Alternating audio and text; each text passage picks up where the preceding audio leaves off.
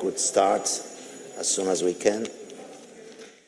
Good morning again. Welcome to our session, Soft Tools for Diplomacy, Peace and Reconciliation. Good morning again. Welcome to our session in cooperation with the Martin Center.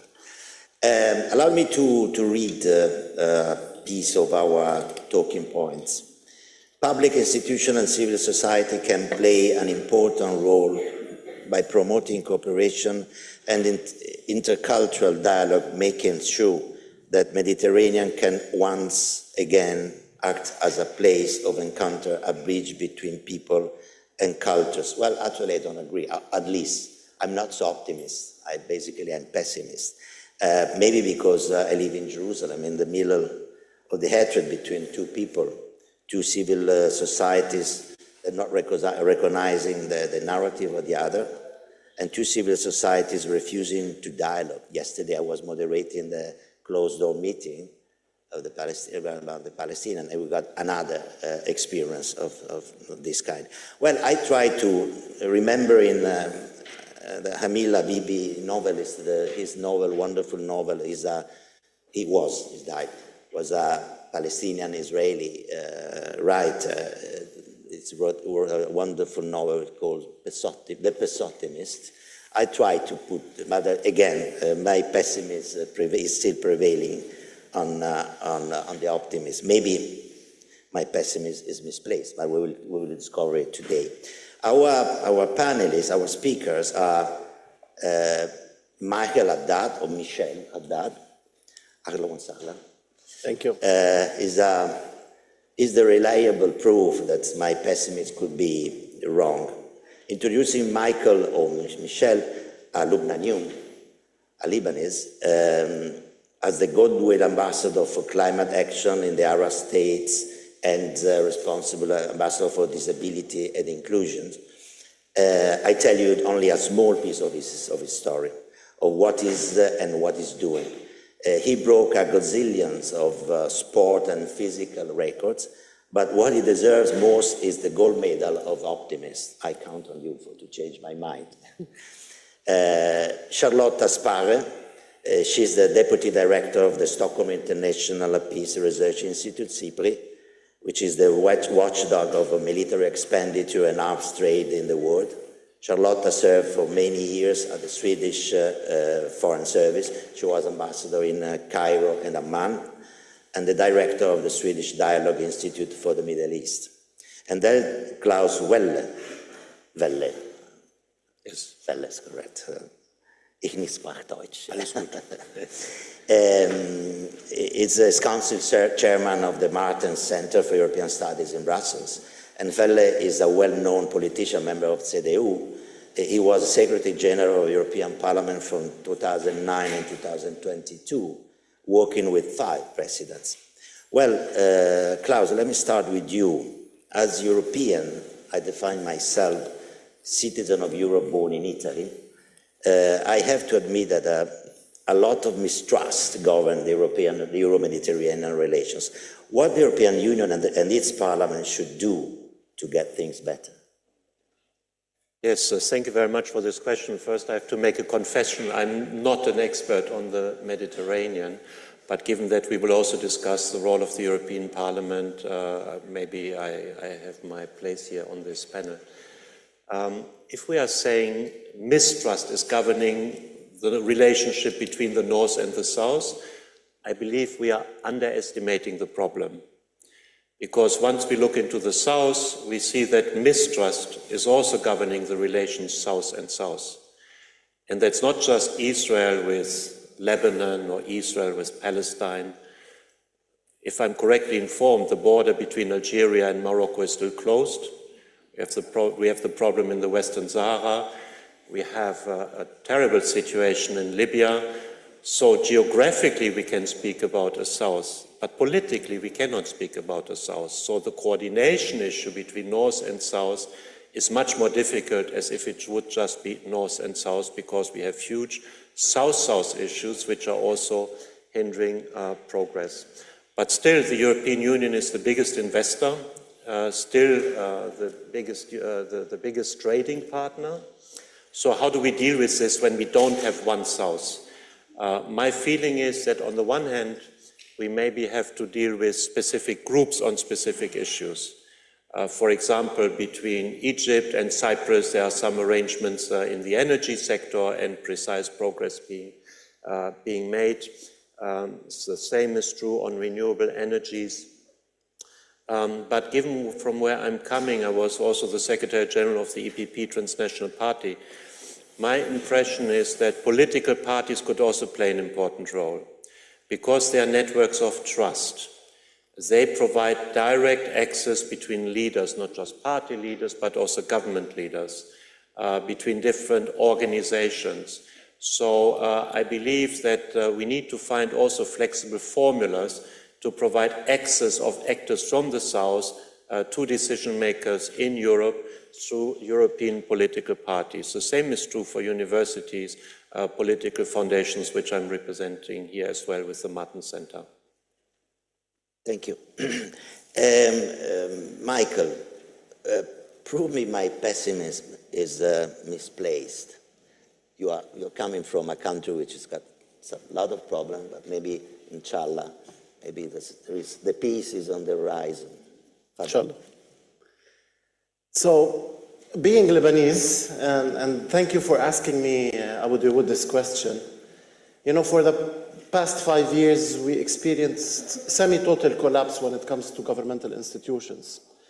So you could actually say that our government and our population is surviving based on the civil society and the strength of depending one on each other. So, as you know, we had, after COVID, we had the worst economical crisis in the world, collapse of the banking system, total collapse of institutions everywhere. But as Lebanese, we supported each other, and crazy, we survived, and we are surviving this. So from many dimensions, I believe, and I'm a strong believer, that we could bridge a civil society the divides. And having the Lebanese experience, we are living proof that we could unite people together. Because our relationship with each other is human to human. Especially now, when the human component, we have a question mark on it. Today, and please accept a little bit of what I'm going to say. We as humans, especially in the Middle East, are under a critical question mark and challenge. Where are we going for the upcoming 10, 20, and 30 years when it comes to humanity? We are seeing things happening that is outside the norms. And what is worse, I'm talking from a human perspective, from every single side. So I'm a person who got paralyzed from the chest down at the age of 6. Everybody told me that it is impossible for you to stand up and walk. I believe that through determination and faith in each other and myself, I managed to do what people thought that it is impossible to do.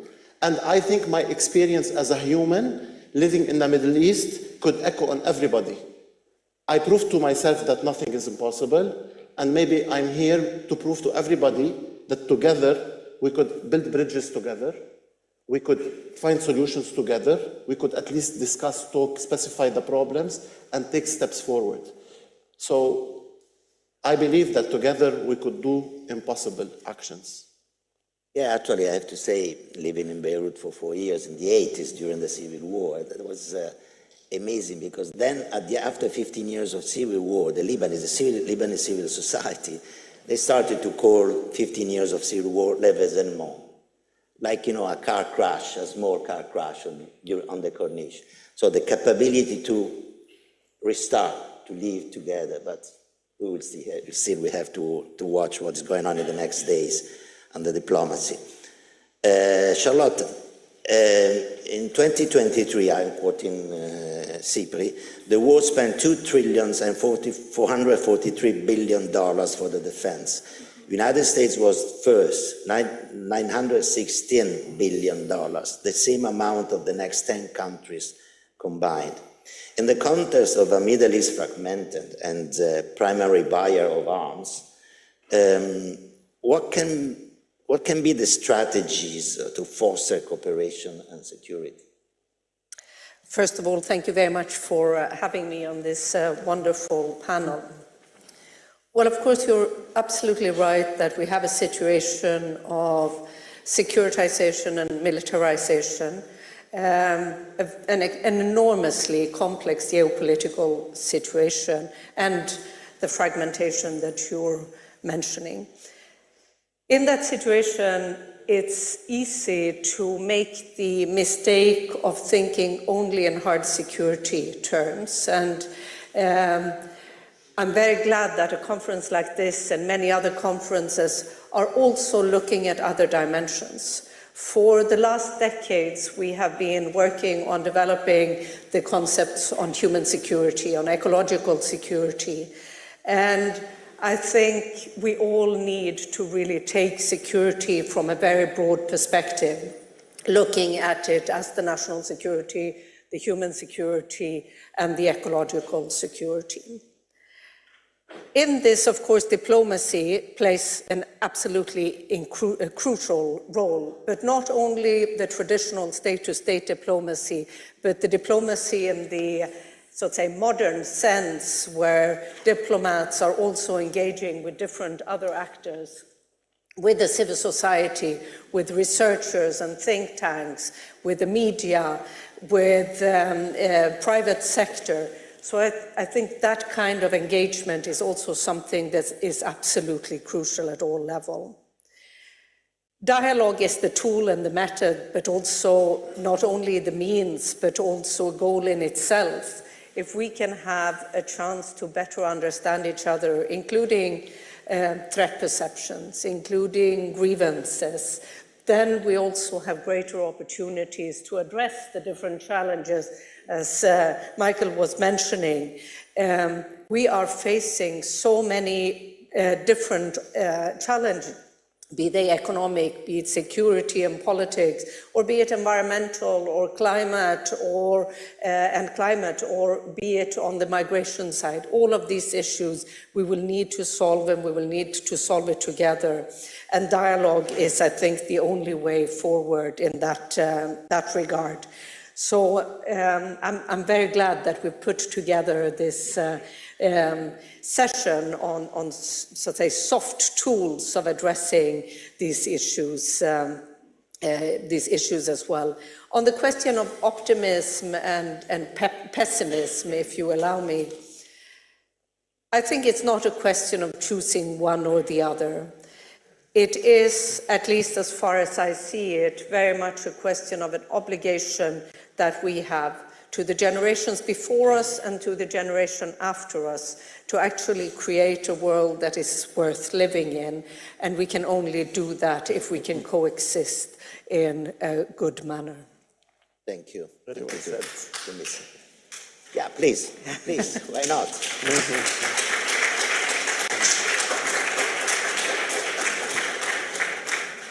Well, I don't remember clearly, but I think I've been so unpolite and not introducing myself. My name is Ugo Tramballi, and I'm senior advisor with DISPI and a columnist with Il Sole 24 Ore, the Italian equivalent of the Financial Times.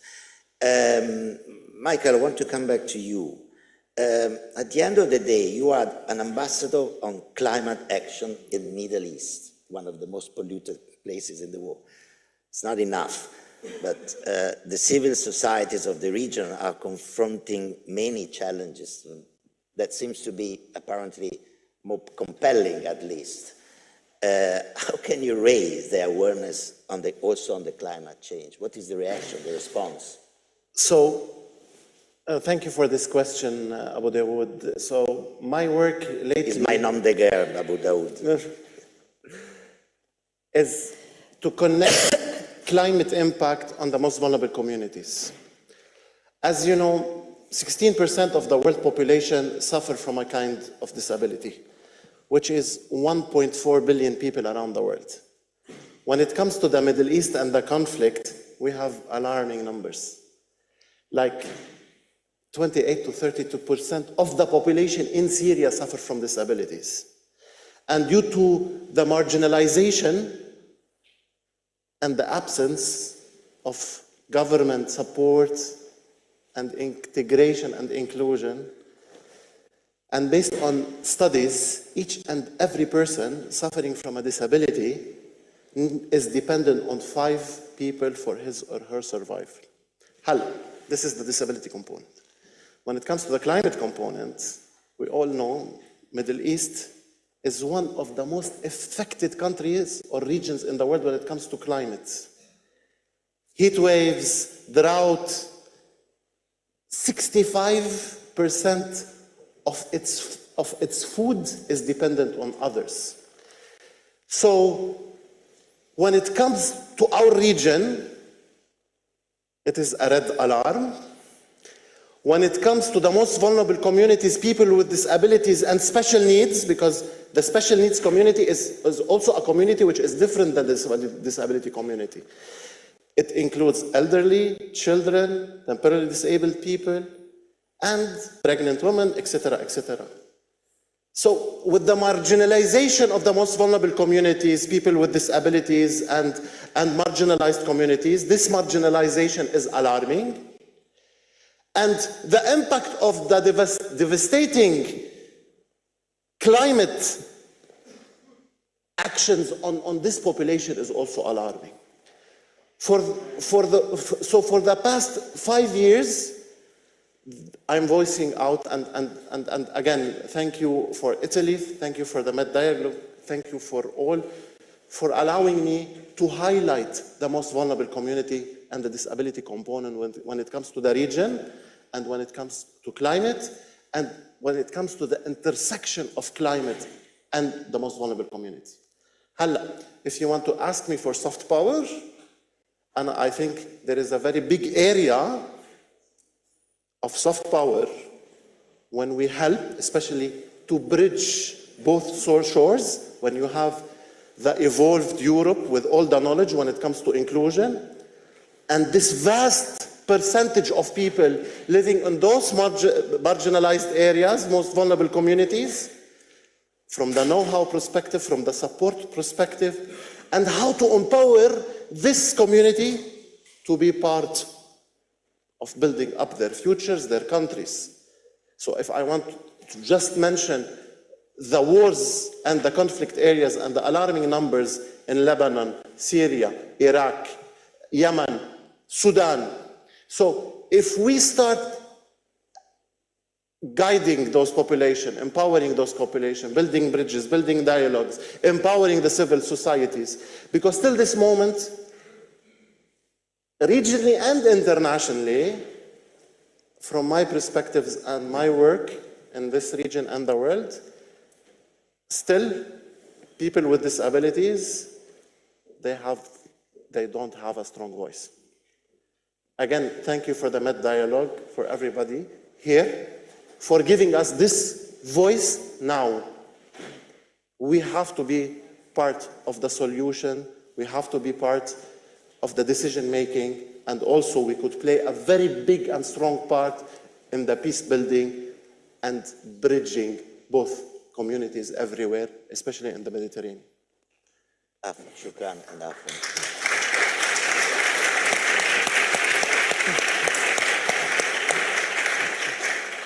Klaus, again, how the European public institution, our parliament, can foster a better dialogue between the two shores of the Mediterranean.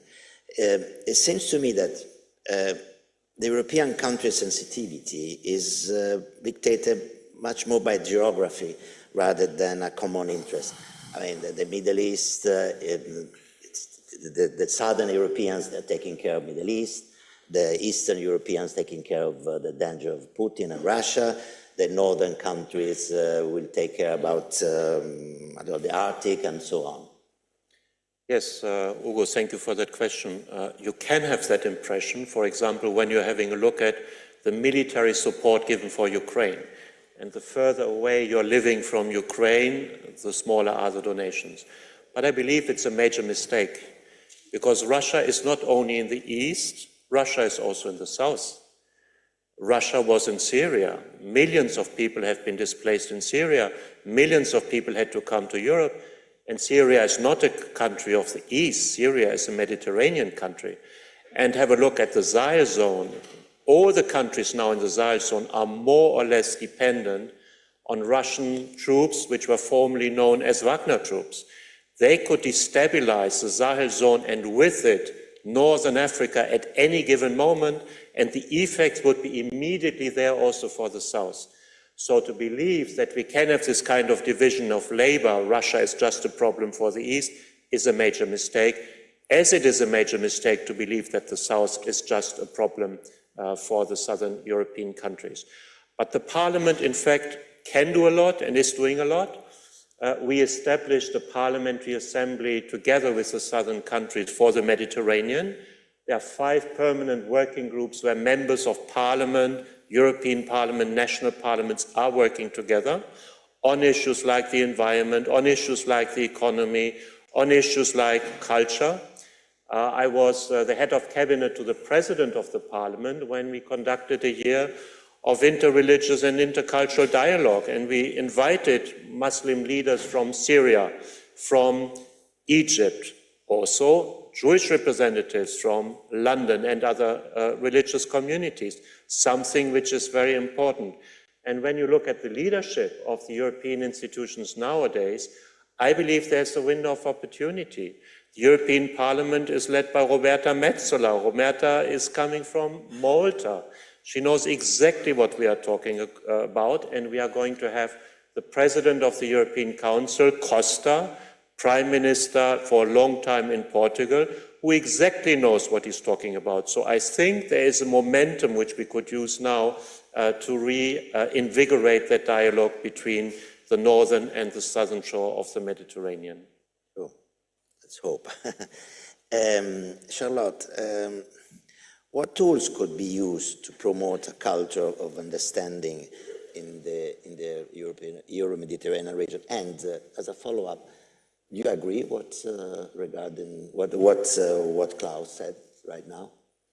I think much of what Klaus said, I fully agree with. However, I think I want to add one element, and that is, of course, that we are all living much more in a complex world and where we are meeting each other in a different way than we used to do. So whether it is a Southern European country or a Northern European country, most of our countries have a significant part of our population who have their roots in the region. And I think working much more with the diaspora is one key element in this work. There's always a risk with the discussion of culture, of talking about my culture and your culture and the differences between them. And while recognizing the differences and realizing the challenges that may be in there, I think the great prospect is when we, in those differences, can see a diversity and an inclusion and how we can learn from each other. How it is not one culture that is better than another culture, but that they represent themselves in a different way, and where our common humanity is something that we need to, so to say, emphasize much more. And the common heritage that we have in the Euro-Mediterranean area, whether we come from Northern Europe like Klaus and myself, or from Southern Europe like you, or from the Southern Mediterranean like Michael, there is so much that historically, culturally binds us together. In terms of tools, it's first and foremost, I see a question of actually opening our minds and seeing the opportunity of learning. And art and culture, I think, has an absolutely magnificent, powerful, is a magnificent and powerful tool in doing so. We go into a cinema and we watch a movie for a couple of hours. And it is a difference between seeing it in the cinema compared to sitting home in your own sofa and maybe you scroll your phone and you do other things. But when you immerse yourself in a film and you see a film from Morocco, and you see a reality presenting problems and challenges that are very specific to the environment where the film is set, and yet the same story could in a different way have been told somewhere else. So those human stories, I think, are absolutely key. Film is a powerful tool, but obviously so is art, so is literature. Something that I want to maybe mention in this regard is also the question of storytelling. At last year's Stockholm Forum on Peace and Development, that is CIPRI's big flagship forum, we had a session on storytelling and how storytelling can be used to overcome biases, to build mutual understanding between cultures, but also between generations or between people of all kinds of differences, creating these human connections, pointing both to the similarities but also to the differences in a constructive way and developing an empathy. However, we also need to be aware that storytelling and culture in general can also be used to divide us. There is a risk, we see it with certain political parties. Maybe the most striking example is the Nazi propaganda during the 30s and the 40s, and how that created a divide between people. So there is a question of, do we present the stories of the other as someone who is other and hence lesser worth, or do we present the stories of ourselves and of each other in a way that can help us understand both ourselves and the others? Finally, I want to stress the importance of co-creation, because while I can really open my eyes by seeing that film from Morocco or from Egypt or from Lebanon, I think it is the meetings when we then can sit down with others and actually have a discussion about it, or when filmmakers come together and produce a film together. And over the last decades, we have seen incredible cultural collaboration between people in the whole Euro-Mediterranean space who have come together, who have co-created, and who have produced things that then can connect maybe more easily and be those precise bridges between people from the different shores of the Mediterranean. Adding to a film experience, a conversation afterwards, a discussion. What was it that I saw? What touched me? What moved me? What made me angry? What made me sad? When we can have that conversation, and it may be very different for me as a woman from Sweden to what it would be for a man from Lebanon. But when we can see those differences as a part of better understanding, then we have come a very long way. Sure. Well, shortly, let me insist with you on those issues. What is your opinion on real chances to develop better forms of cultural and political cooperation in a region which is is not going better, but is increasingly fragmented? Well, again, I have spent my whole grown-up life working in and with the Middle East. I have spent some 25 years living in the region, and I've followed the region closely for the last 4 decades. Among the things that give me hope in this quite gloomy picture that we see is what I would call cultural explosion in the region. There is such an enormous creativity in everything from literature to film to design to a reconnecting to roots, but also exploring new avenues and new elements, in breaking former taboos, Questions that could not be discussed 10 years ago are now being discussed, very often thanks to the cultural spaces, and being discussed within the Middle East, North Africa region, but also being discussed across and with Europe. So again, I think that the work that has been done, and I want maybe here to highlight, for example, the work of the Anna Lindh Foundation and its network and network of networks that I think do a great work in terms of presenting the diversity. At a time that we are living in with the geopolitical situation we have, the military spending that you mentioned, and I think that will continue for a while, but in that, we have to remember that culture is not a luxury. It's not an add-on. It's not an afterthought. It's far much more expensive for all of us, and not least looking at Europe, who very often have been very generous with its contributions, both in terms of humanitarian aid and in development cooperation.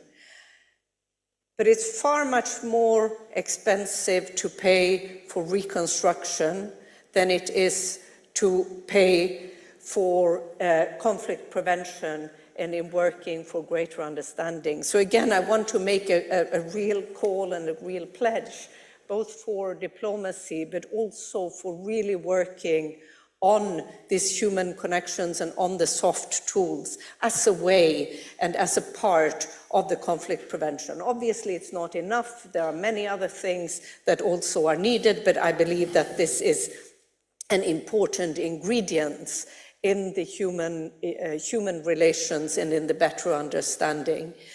On the question of fragmentation. Yes, there is a fragmentation, but we are also seeing much more of access than we ever had before. I was previously saying it's nice to see a film in the cinema, and I stand with that, but the fact that many of us have different streaming services coming in with films into our sofas, in our living rooms, are also making accessible in a way than we've ever seen before within the Middle East, North Africa region, but also again between the region and Europe. We are seeing each other's films. We are reading each other's books in a way that we didn't do in the past. That again is a grain of hope, but do we read it because we want to look for the differences, or are we reading it or watching it because we want to better understand and want to see our commonalities? Thank you. Michael, I want to insist, as I made with Charlotte, to what for some extent you already said, but I wanted to press you about this. Several countries in the region have complicated sectarian relations. Lebanon is one remarkable example. How can you build a culture of inclusivity? You mentioned before the inclusivity, the difficulties of inclusivity in this region, and what kind of synergies you can are needed can be put on how could I say, to be pressing on this? Thank you for this question again, Abu Dawood, and I would like to make it very simple. It is to ensure that no one is left behind. As I said, there is a very big question mark on the humanity and the human being, the person and the individual and the group. What is happening in Lebanon and in the region is a challenge for humanity. How are we going to go? What is next? Being Lebanese and going back on the previous question, we have proven that civil society, the power of the individual, the power of the group, people together, we could make this change. Beirut itself, 7,000-year-old city, destroyed 7 times. It has been built over the century. We will build it again. But what will humanity learn from our experiences. And we all know that war spreads and also peace spreads. What are we, the decision makers here today, going to learn from our experiences? We as individuals, we as humans, we as groups, what are our next steps? Today, what is happening is not easy. It is a lesson to be learned. We are in the middle of it. There is big question marks on the existence of human values. Going back to the micro, to this question, I think the most important answer for your question, before going to the empty titles, is how to leave no one behind, how to live together, learn from each other culturally, religiously, using art, I don't know. Being a disabled living in the Arab state region, being a disabled traveling the world, I know the meaning of being underprivileged. I have seen how humans are treated. And whatever is left behind will always backfire.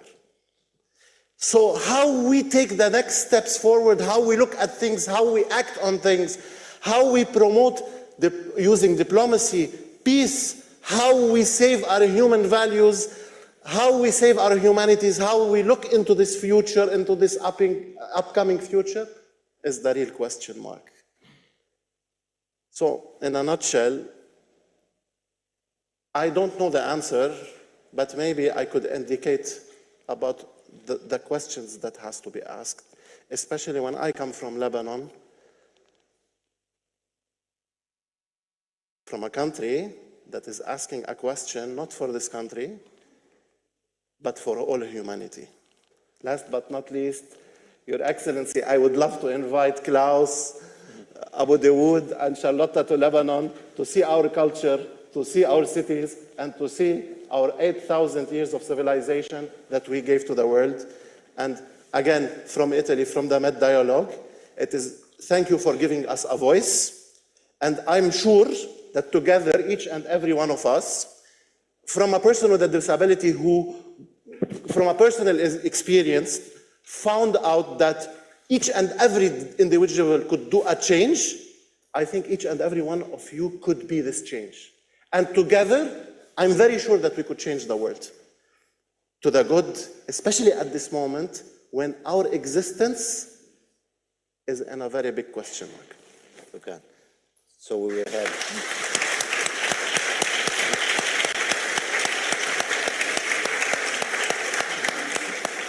So we will have Sultan Ibrahim together in Beirut, inshallah. Klaus, in conclusion, given the political dissimilarity, I use a soft word, soft definition, between Europe and the European and Middle Eastern political institutions, what role the human development plays strengthening cooperation? Yeah, you mentioned the role of the European institutions. We are now at a decisive phase. I'm sure that in a couple of days, until then the 1st of December, we will have a new European Commission, supported by the same Commission as every Commission since the beginning of the European Union, so European People's Party, the Socialists and the Liberals. And Ursula von der Leyen has announced that she wants to have a 100 days program for a kind of restart with the Mediterranean. And for the moment, it's not clear what will be in it. And maybe this is an opportunity, not just a problem. Because from people who know the region much better than I'm told, start listening a bit more. Don't know everything in advance. Don't do your traditional policies also for this region. And I think that's exactly what we now need to do. One topic from my point of view is clear. Somebody here during this conference said in Egypt, every year, 2.5 million new Egyptians. They need to be educated. They want to participate in life. So I think there is definitely one priority in the area of education. And I know that many years ago, during Chancellor Kohl's time, when he was Chancellor in Germany, there was an initiative to work together between Germany and Egypt on professional education, practical skills. I think something like this can have a huge impact on human development, especially given the demographic development in the area. Thank you very much. Well, our session on soft tool for democracy, organized in cooperation with Martin Center, is over. I cannot say that I'm optimistic now, but at least I reached the point of pessimism. I will remain a pessimistic, inshallah, for the next, all over the next year. We will see. Maybe next year we will check my pessimism. Thank you very much to everyone. Have a nice day, a wonderful day.